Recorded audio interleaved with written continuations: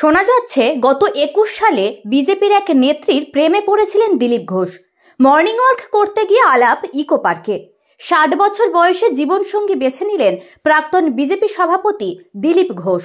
আজ বিভিন্ন নিউজ সূত্রে জানা যাচ্ছে রাত পোহালেই বিয়ের পিঁড়িতে দিলীপ ঘোষ।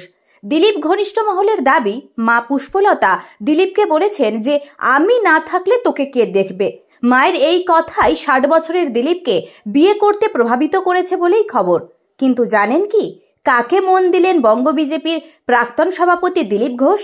আগামীকাল অর্থাৎ শুক্রবারই রেজিস্ট্রি করছেন দুজনে। দিলীপ ঘোষের হবু স্ত্রী রিঙ্কু মজুমদার বিবাহ বিচ্ছিন্না বা ডিভোর্সি। তার একটি ২৫ বছরের ছেলে আছে। সূত্রের খবর, একেবারে মায়ের পেরাপিরিতেই বিয়ে করতে চলেছেন দিলীপ ঘোষ। তবে শুধুই কি রেজিস্ট্রি ম্যারেজ নাকি ৭ পাকে বাঁধা তা এখনো স্পষ্ট নয়। তবে খুব বেশি আড়ম্বর করে বিয়েতে পছন্দ নয় দিলীপ ঘোষের। জানা যাচ্ছে নিউ টাউনের বাড়িতেই গোধূলি লগ্নে বিয়ে করতে চলেছেন দিলীপ ঘোষ। একেবারে নিকট আত্মীয় পরিজনরাই উপস্থিত থাকবেন এদিনের এই শুভ লগ্নে। অধিকাংশই স্ত্রী রিঙ্কুর আত্মীয় পরিজন উপস্থিত থাকবেন বলে জানা যাচ্ছে। প্রসঙ্গত, দিলীপের সঙ্গে হবু স্ত্রী রিঙ্কু মজুমদার বিজেপি করার সূত্রেই আলাপ, এমনটাই জানা যাচ্ছে।